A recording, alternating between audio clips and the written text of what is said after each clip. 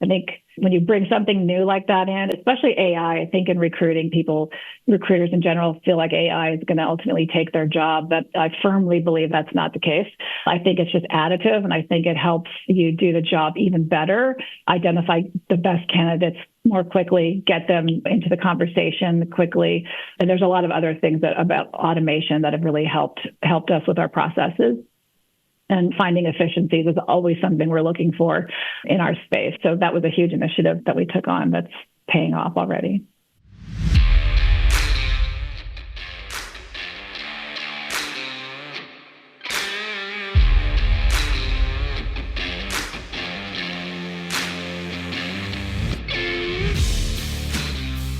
Hello, and welcome to the Talent Acquisition Leaders Podcast. I'm your host, Ryan Dull, and on this show, we interview today's industry leaders in talent acquisition to discuss challenges, best practices, and what the future holds. If you are working in talent acquisition and have always wanted to sit down with your peers at other companies to exchange ideas and learn, well, this show is the next best thing. Join us each week as we bring you a new expert interview and extract their expertise. This episode is brought to you by Sagemark HR. Transform your recruiting practices with leading-edge technology. Selecting the right recruiting solutions to enable your strategy is one of the biggest challenges leaders face today. You know technology will help, but searching all the options to find out what will work best for your specific needs can be both overwhelming and time-consuming. At Sagemark HR, we make selecting the right recruiting technology easy. Our proven process has helped companies such as 3M, Comcast, Stryker, Walgreens, and many more. Reach out to us at Sagemark HR for a free consultation to learn how we can help you improve results with less stress and confidently change from reacting to leading. Hello, and welcome to another episode of the Talent Acquisition Leaders Podcast. I'm your host, Ryan Dull, and today I have an exciting conversation with Anne Arnold. Anne is the Director of Talent Acquisition with Farmers Insurance. Anne, welcome to the show. Thank you. Great. So let's start out and chat a little bit about your background. So how did you get started in the talent space? What are some roles maybe you've had in your career leading up to your current role with Farmers Insurance?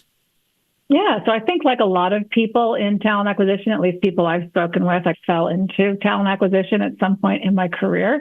My early career, I was born and raised here in the Los Angeles area. So a lot of people, we end up in the entertainment industry in some way. In my early part of my career, I worked in the film industry. I worked for a couple of different film production companies and some music companies, just pretty much general entertainment industry related work and nothing to do with talent acquisition, just strict film and music. But when my son was a toddler, I had stepped away from work for a while to be a stay-at-home mom. And like many women, I decided at one point that I wanted to get back into the workforce. I ended up meeting somebody who owned an agency, a recruiting agency. And I met him because he had a job posted that I thought looked interesting for me. He, for whatever reason, after we interviewed, he thought I would be good in recruiting. So he asked me, do you think you'd ever want to do what I do for a living? And I had never even thought about it, but I figured I was open to trying something new. So I said yes. And that's how I first started getting into talent acquisition. It was a contingent search firm, commission-based type of job.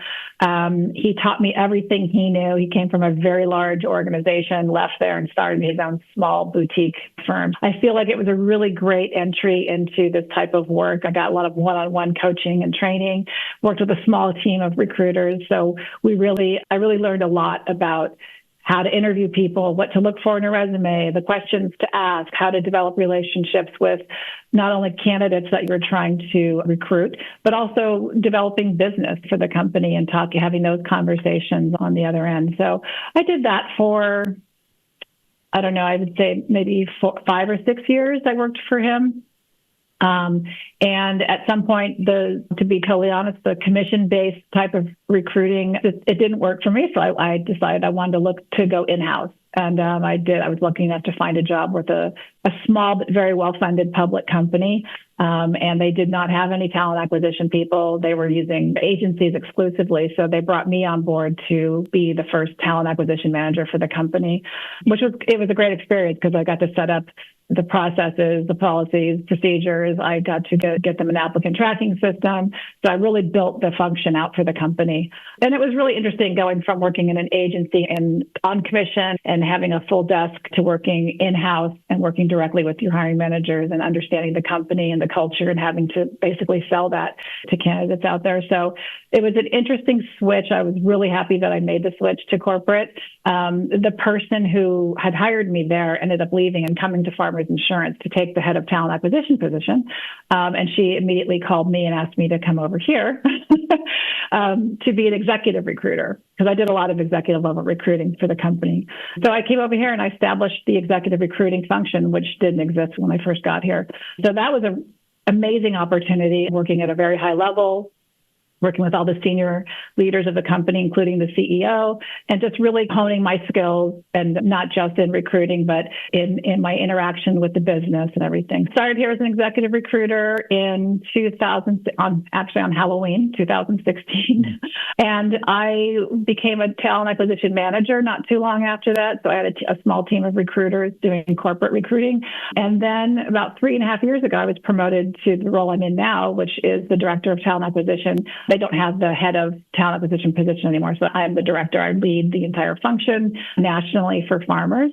So I have a team of recruiters who handle everything from our high volume recruiting to our corporate recruiting, early careers, everything. So that's been the trajectory of my career in talent acquisition to date. Yeah, that's great. Thank you for sharing that. That's an exciting journey that you've been on and continue to go on. So that's great. If you wouldn't mind, for the audience, share a little bit more about maybe Farmers as a business, and like how many employees, how big is your team, how many hires do you do? So scope out your role in the organization a little bit. Sure. So for Farmers Insurance, I think most people have heard of Farmers Insurance. If I had $1 for every time somebody said, we are farmers to me, it'd be great. So we are a national company. We're not in every single state, but we do have a presence across the U.S. The company has about a little over 18,000 employees nationally. And then we have, of course, our agency network. We have agents all over the U.S. They are not employees. They're independent owners of their own agencies, but we do a lot, our team, to support the agency force. My team, right now, I have about 20 people on my team, and most of whom are recruiters. And we probably fill anywhere from 5,000 to a little more roles every year for the company. We cover all lines of business. Farmers is a property and casualty company, so we have our business insurance, we have our personal lines insurance, we have our marketing division, our accounting division, our IT, human resources. It's a full-fledged corporate environment, and we recruit for every position across the company. Great. Thank you for sharing that. Let's talk a little bit about maybe over the last couple of years, if you wouldn't mind, share either some initiatives or some accomplishments that you and your team have had that you're specifically proud of. Sure. Happy to talk about that. When I first stepped into the role, I luckily had grown into the position. As I mentioned before, started an executive recruiter, then I was a TA manager. So by the time my current position became open and they asked me if I wanted to move into it, I had a lot of ideas as to how I wanted the department to be structured and how I wanted this mainly to be viewed by the business, right? My philosophy in talent acquisition is very much that we're a partner to the business, that we should add value, and that we should be seen as advisors. One of the first initiatives that I undertook was to put some structure to our group, not only to give sort of career pathing for the team, sort of entry-level position, and then be able to move up into different roles within the group, but also to try to start the conversation about being an advisor and a consultant to the business. I think a lot of times an in-house recruiting team can be looked at as more of transactional, sort of open a requisition, find the candidates, get somebody in the job, and then move on to the next, which is that's basically what we do. But I think there's a lot more that you can do in between and during that process that really shows that we add value to the process in general. So one of the first initiatives I had was to have my leadership team impart that type of thinking to the rest of the team. And it's just been so rewarding to see the difference from when I first joined to today, the way not only they view themselves and how they talk to the business and how they interact with the business and advise the business, to how the business sees us. We're structured so that the recruiters are aligned with a certain area of the business, so they get to know that business. The hiring managers, they can develop pipelines of candidates because they know what in general they're looking for in those areas. So that was something I think that I was proud of, to lead the charge in that respect. And then I'd say more recently, one of the initiatives that we undertook was to start incorporating AI into our process. And late last year, we identified a vendor that is basically an AI overlay to our existing applicant tracking system. And it was a rather lengthy implementation. We implemented it starting, I think, February of this year, and we probably went live on it a couple of months ago. And so that was a huge undertaking, but it's just been a great addition to our tech stack, and the team has really embraced it. I think when you bring something new like that in, especially AI, I think in recruiting, recruiters in general feel like AI is going to ultimately take their job, but I firmly believe that's not the case. I think it's just additive, and I think it helps you do the job even better, identify the best candidates more quickly, get them into the conversation quickly. And there's a lot of other things about automation that have really helped us with our processes. And finding efficiencies is always something we're looking for in our space. So that was a huge initiative that we took on that's paying off already. Yeah, both of those initiatives help with each other, right? I think that AI, when done right, with the right solution, the right design, the right integration and workflow, can definitely enable your team to be far more productive and add far more greater levels of strategic value. When done wrong, it's a disaster. It sounds like you're having a lot of success, which is awesome. Curious on your team. So your team is obviously elevating themselves and showing greater levels of strategic value, which you talked about. What's the specific feedback from your team on the areas that they're seeing the most value from the AI solutions that you've implemented? There's a lot of different things. I think one of the first things that they noticed was just the time efficiencies. There's like scheduling automation with this particular platform. It's been amazing to be able to schedule people. I think we schedule people from the time you request an interview to be scheduled to the time it's actually scheduled is like within an hour. Whereas before, it's a little bit of email back and forth, and it can take a lot of time. We have text capabilities now. We can just text them right from the platform, which these days is probably the best way to get somebody to respond. And our hiring managers use it as well. So they're finding some efficiencies with regard to being able to schedule candidates quickly for interviews and things like that. So I think that was one of the first things that they noticed right off the bat. Secondly, just the ability to identify the most qualified people for the role. I think when you're a company like Farmers and we have such high brand recognition out there in the market, you get a lot of applicants. We don't have to do a lot of sourcing because we get a pretty significant volume of applicants. But then when you have one recruiter who has multiple requisitions and they're getting hundreds of applicants for each requisition, it becomes difficult to really get in there and find the most qualified people. So with the help of AI, I think they're starting to see the advantages of being able to just identify the skill sets that we need, even to the location. Like some of our jobs are based in hubs. Some of our jobs are based remotely. Some have to be in certain states, depending on the position. So just things like that. It's become really easy to quickly identify the types of candidates that we're looking for. So they've noticed that. And then there's a lot of other little small things that I enjoy. We have a team chat on Teams where the whole TA team is on there, and it's just fun to see them like, hey, did you guys ever notice that you can do this? And I just discovered this today, and here's how it works with my business. And they're very excited about some of the functionality that they're discovering every day. All of which is helping them become more efficient and help the business find the talent that we're looking for.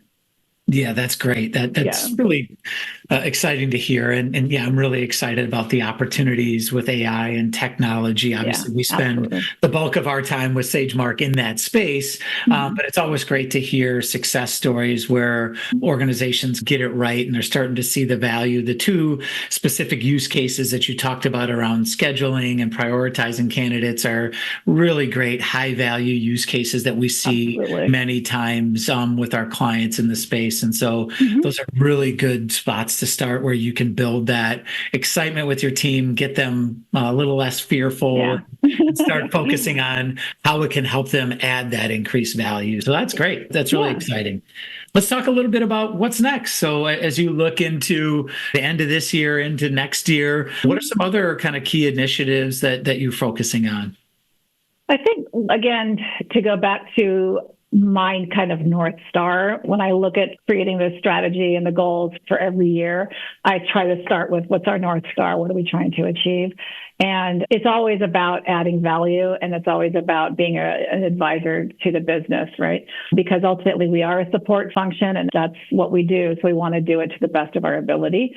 To that end, I would say really increasing our data literacy, how we utilize data, how we gather data, and then more importantly, how we're communicating that to the business, correlating what we're seeing in the market, what we're seeing in this particular line of business and their hiring patterns, and really just digging a little bit deeper into that to help them understand more about how we can help them and what their business looks like from a people's perspective, and really just working as a partner with them.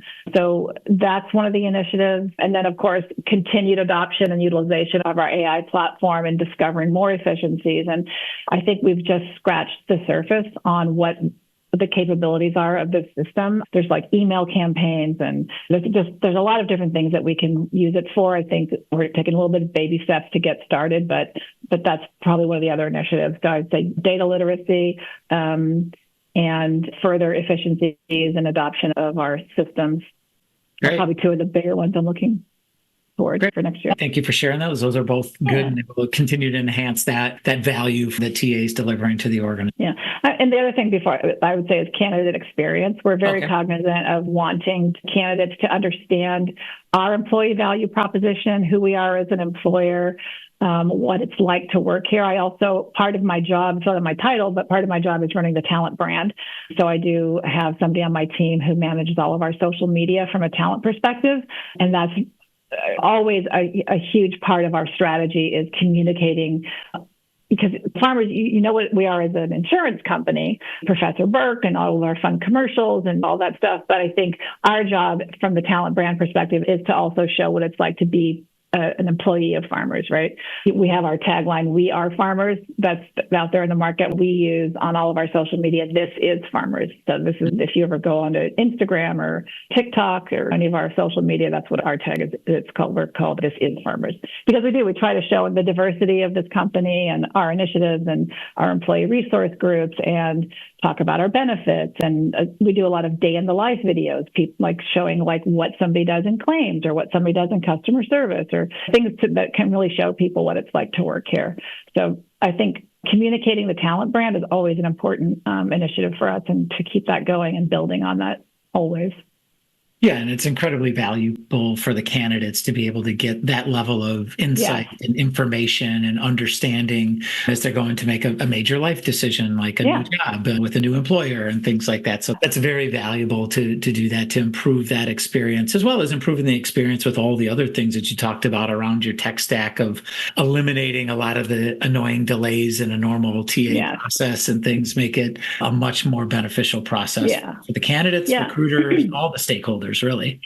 Yeah, I remember when we first implemented the AI platform, I had about 4 or 5 recruiters. I wanted them to start using it first, just break it, get in there, do whatever, try to break it. And I tasked them with looking at it. Like I said, pretend like you've never worked here before, and you're coming into a new company, and you have to set up a recruiting function. Because I really wanted them to look at it differently and and I hate to always use the term outside of the box, but I think you have to think outside of the box when you're using a new system like this, because it is very different than what they're used to. That's been really interesting to see how they've actually come up with better ways of doing what we've always done here. And that's, I think, again, scratching the surface on that, I think we're going to be able to really change the way we work for the better. So as we continue to use that platform. That's great. That's really exciting. Let's talk a little bit about measuring performance. So I'm always asking this question at Farmers, either from your organization's perspective and how they view the performance of talent acquisition, or both, or internally how you measure performance within talent acquisition, or both. Just share any insights that you would on kind of how you and your organization think about and measure the performance of talent acquisition. Sure.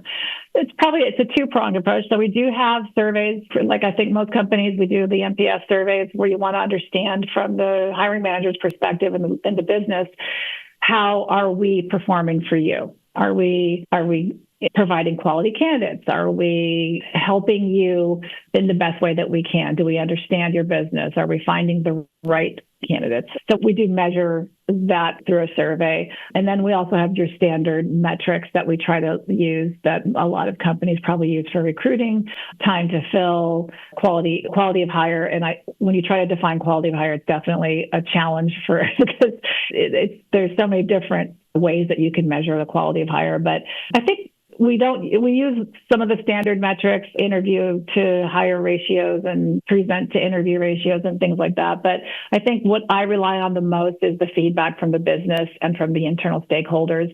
And in addition to just the standard metrics, but I put probably more weight on the interaction with the business, probably the feedback that we get or don't get, which is actually probably good. If I don't get complaints, that's a good thing. But yeah, so there's basically, it's a little bit of both, I would say. Sure. Great. Thank you. Thank you for sharing that. Last question I would have for you is, what's some advice that you would give to the audience? It could be some valuable advice that you received at some point in your career. It could be things that you share with your team. Could be anything else that would add value to the audience, a piece of advice. I would say for two things. As a leader, if you're a people leader, my philosophy, and I always tell this to people who start working with me directly, that I'm the type of leader where I have a high need to know what's going on, but a very low need to control what's going on. And I think that's basically giving people the opportunity to do their jobs with direction, right? I want to know what's happening and come to me, of course, with anything, but I do like to let them do their jobs. So I think as a leader, I would always encourage other leaders to just hire the right people, let them do their job, let them make a mistake, let them learn from their mistakes, but let them make mistakes and be supportive. And I think just in talent acquisition in general, I think, and this is obviously a theme of mine, is just always showing your value. I tell my team, you're the subject matter experts, and they really are. And I think they probably sometimes don't realize how much they know. But a lot of times business, they want our feedback. They want to know what our suggestions are, what our recommendations are. And I tell them to embrace that. I think if you're in talent acquisition, and especially if you work in-house for a large corporation, embrace that role and really understand the value that you add.